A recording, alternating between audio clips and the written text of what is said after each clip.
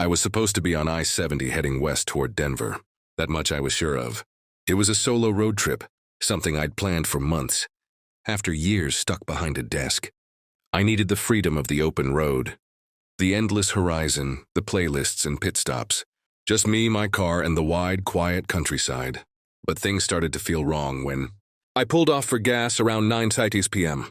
in a small town called Dorrington. I don't even remember seeing it on the map. One old pump, a flickering fluorescent sign, the kind of place where the air smells like stale coffee and old rubber.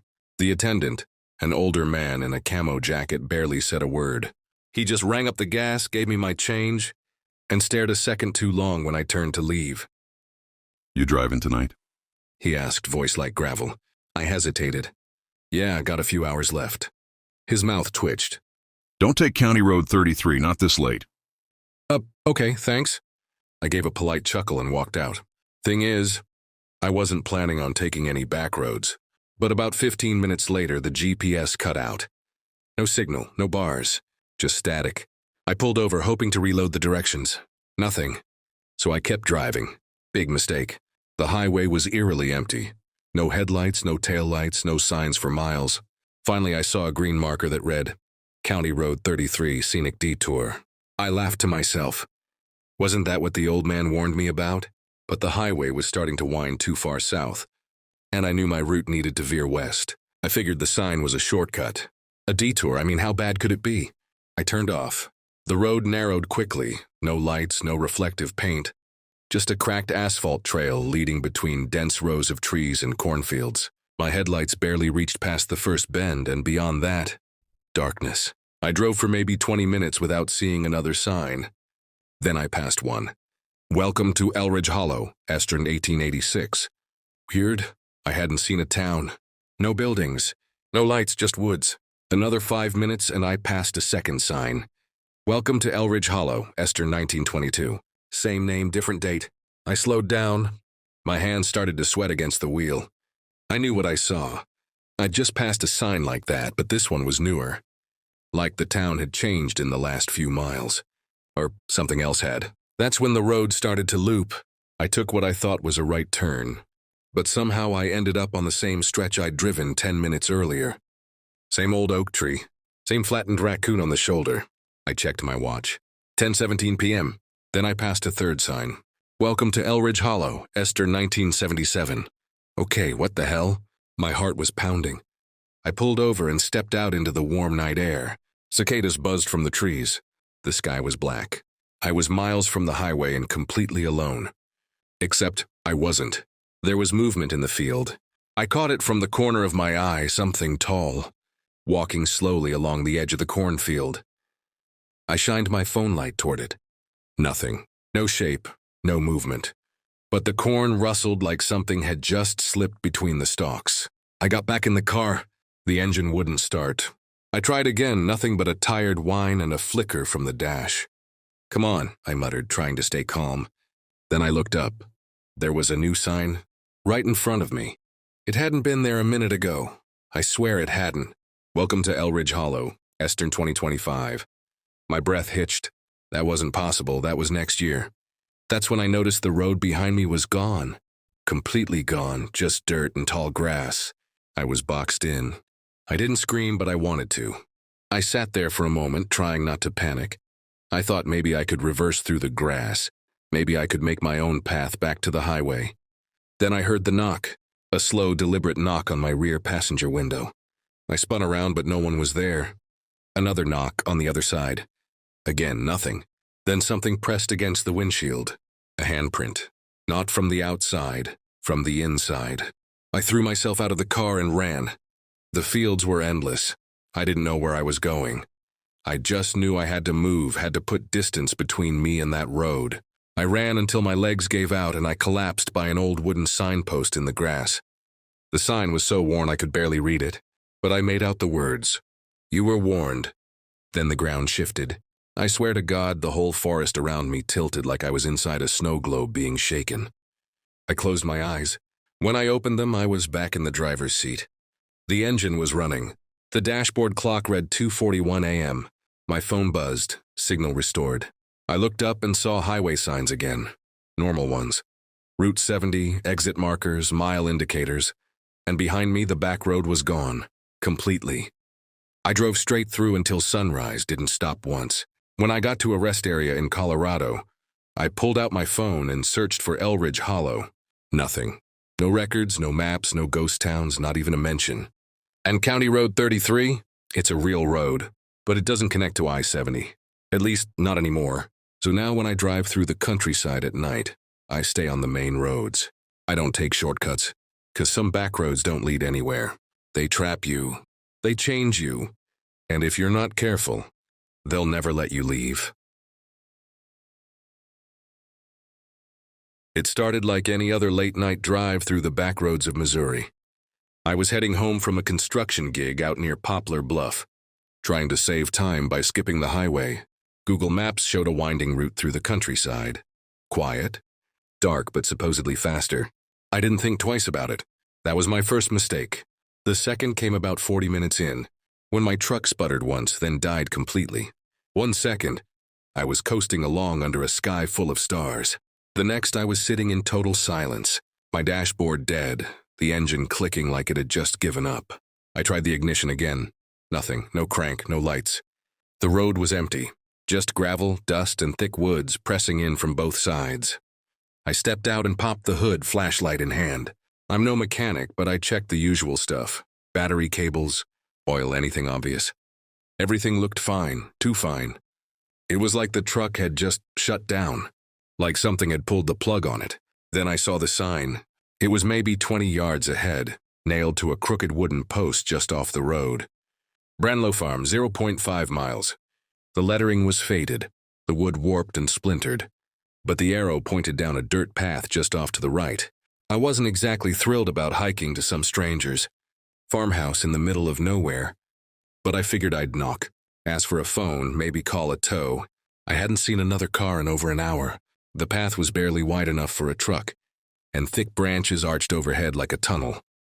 As I walked, I started getting that feeling, like the trees were listening, watching. The further I went, the quieter it got. No crickets, no frogs, just the crunch of my boots in the dirt. Then I saw it, the farmhouse. It looked like something out of a dust-covered history book. 2 stories, white paint peeling off the wood in long, curling strips. One of the front windows was boarded up. The porch sagged in the middle. A windmill creaked in the distance, slowly spinning even though the air was still. But the lights were on, a warm yellow glow from inside the house. Not flickering, not candlelight, electricity. Someone had to be home. I knocked. No answer. I waited a minute, then tried the door. It opened. "Hello?" I called out, stepping inside. The floorboards creaked under my boots. My truck broke down just up the road, sorry to barge in, but I just need to use a phone. The house smelled like old wood and something faintly metallic like rusted iron. The furniture was antique, dust-covered, the kind of stuff you would expect in a museum. Not a lived-in home, but the lights were on, steady and strong. I walked into the kitchen. There was a rotary phone mounted on the wall. I picked it up. Dead. No dial tone, just silence. That's when I heard footsteps upstairs. I froze. They weren't fast, just slow, deliberate creaks, one at a time, crossing the floor directly above me. "Hello?" I called again, louder now. "I don't mean to scare you. My truck died. I just need to call for help." The footsteps stopped. Then came a dragging sound, like something heavy being pulled across the floor. I backed up into the living room and looked up. The ceiling groaned slightly, dust falling from one of the corners. And then silence. The lights flickered once and went out. I stood in pitch-black darkness, my breath catching in my throat. I pulled out my flashlight and flicked it on. That's when I saw the photograph. On the mantel above the fireplace, half buried in dust, sat a framed picture. I picked it up. It was the house. Same porch, same windmill in the background. Except the windows were all shattered. The roof had partially collapsed, and in the front yard, barely visible, stood a man. He was facing the camera, but his face was gone, just a blur. Not like it was scratched out, more like the film couldn't catch it, like his presence didn't belong in the photo. A loud bang came from upstairs. I dropped the frame, the glass shattering at my feet. Then came the creaking again, faster this time, heavier. Someone or something was moving up there. I didn't wait to find out who. I turned and bolted out the front door, back down the dirt path toward the road. The trees seemed closer now. Tighter. I ran faster. When I got back to my truck, the headlights were on. They'd been off before, I was sure of it. I jumped in, slammed the door, and tried the ignition. The engine roared to life like nothing had ever been wrong. The radio crackled on by itself. Just static. Then a voice, faint, warbled. "You shouldn't have come here." I slammed the gear shift into drive and floored it. The dirt path behind me vanished in my rear view. Just gone. Like it was never there. I drove for nearly an hour before I saw another car. I didn't stop until I reached a gas station just outside Springfield.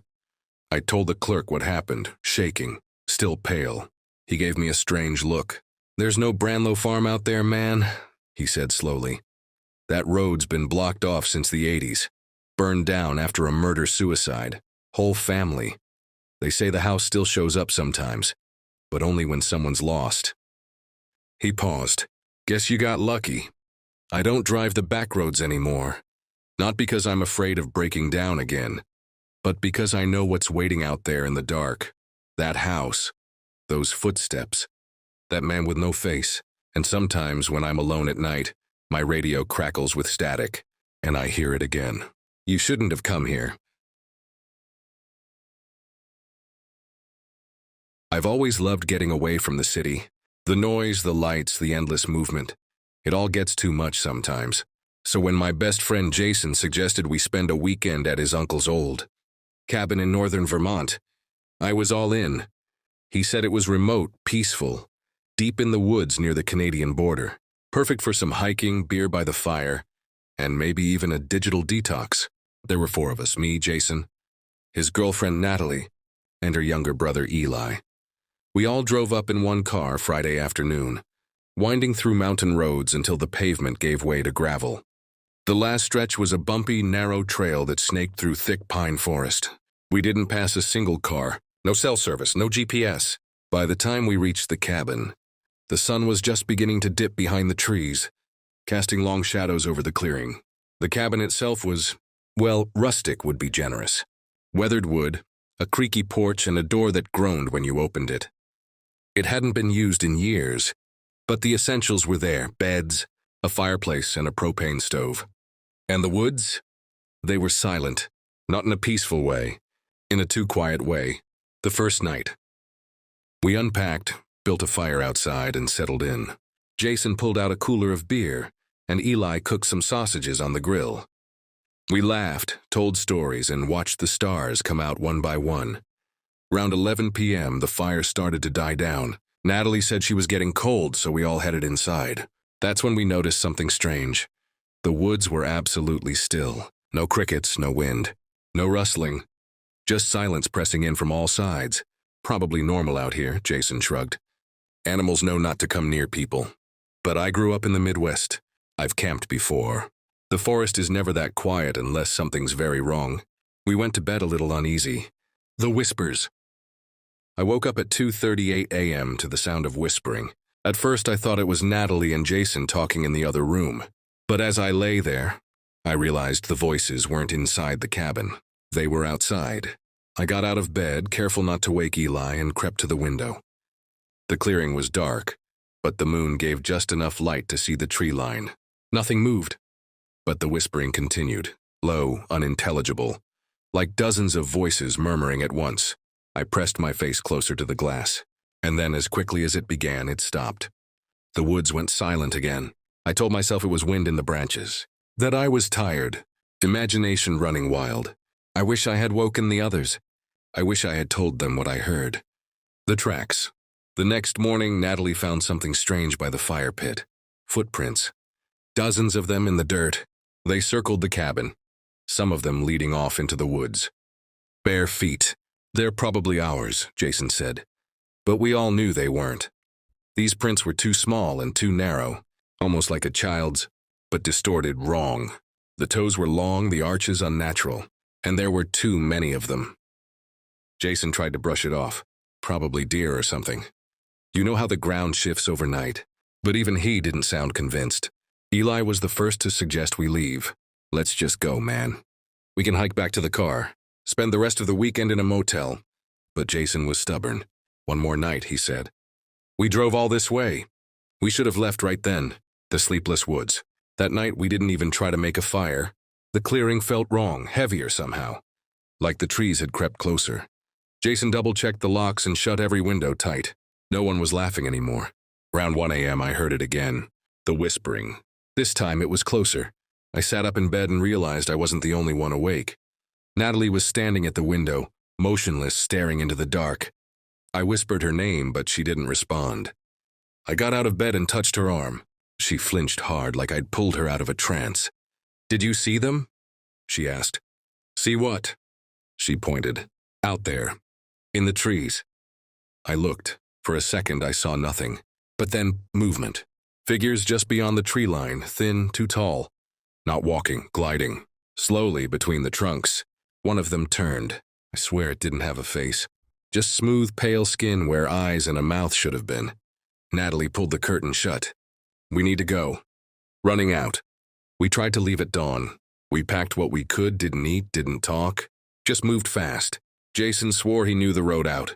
But when we followed it, something was wrong. It didn't lead back to the gravel trail. It led deeper into the forest. No way, Jason muttered. I followed the same markers.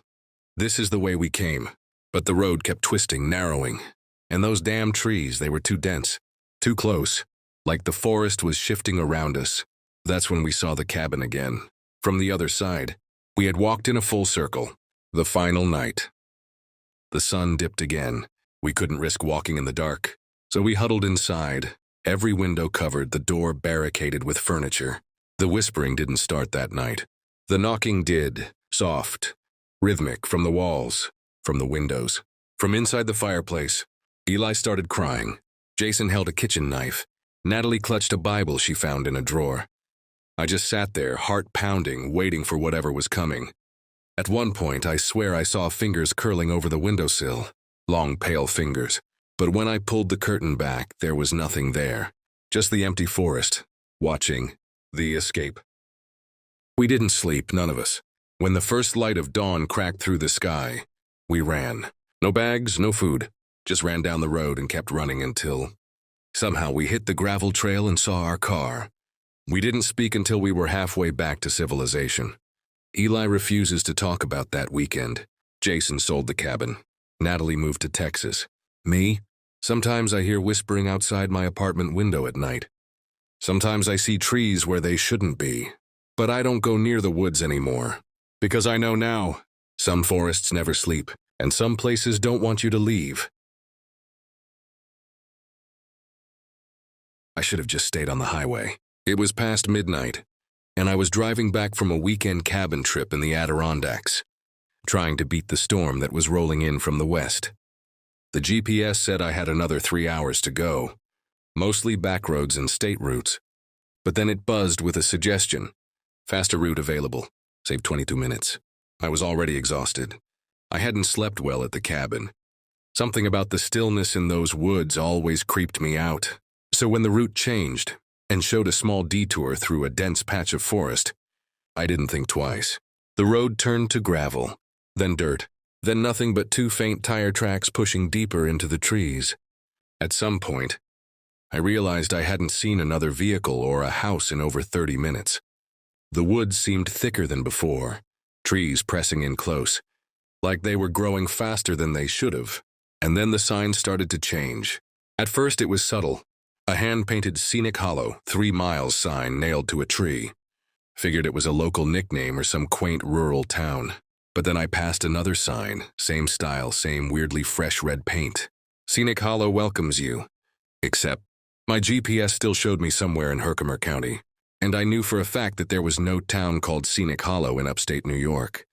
I slowed down and checked my phone. No signal. Great.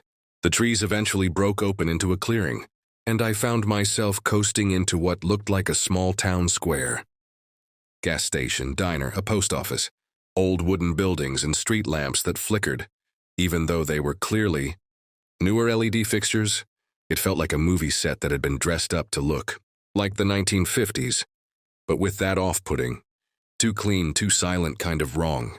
I parked in front of the diner. Maybe someone there could help me. Inside, the diner was brightly lit but completely empty. No cook behind the counter, no waitresses, not even music from the jukebox in the corner. But there was coffee, hot, steaming. I didn't touch it. "Hello?" I called out. My voice echoed too loud. That's when I noticed something behind the counter. Not a person, but a rotary phone. Bright red. It started ringing. I stood frozen, staring at it. No one came to answer. No one moved. I backed out slowly and got into my car. Engine started fine, but now the GPS was gone. Not just lost signal, like the app had been deleted. My entire phone had reset.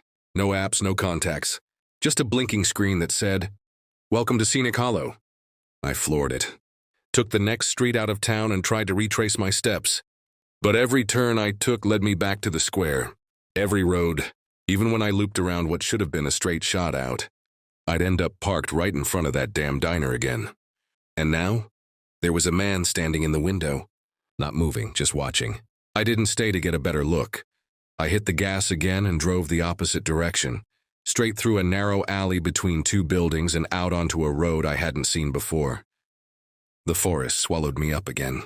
I drove for what felt like hours. No signs, no lights. Just dirt and trees and that suffocating feeling like I was being watched. At one point, I swear I saw someone standing in the woods, just a silhouette, still watching me. Then another, and another. They never moved. Eventually, the road just ended. A dead stop.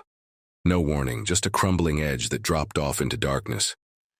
I slammed the brakes and sat there, headlights illuminating the empty void ahead. That's when I heard the footsteps. Crisp, crunching leaves. Slow, deliberate. I threw the car in reverse and peeled out. But now the road behind me had changed. It wasn't the same. The trees were different, closer. The dirt looked wet, like it had just rained. I kept going, hoping for any sign of escape. And then, just as suddenly as it all began, I burst out onto pavement. Real road, an actual state route with a reflective yellow line and a road sign that said, Route 8, Utica 27 Minani. I pulled over and sobbed. I didn't even remember how I got home. But here's the part that keeps me up at night. The next morning, after I'd finally gotten some sleep and convinced myself it was just a hallucination from exhaustion, I checked my dash cam. It was working. It recorded the whole drive. Except there's a 4-hour gap in the footage. From the moment I left the highway to the moment I reappeared on Route 8. There's nothing. Just static. But the last clear frame? It's a still image of the town square with a timestamp that says 3:03 a.m. And in that image right behind the diner window is the man. Still watching. Still smiling.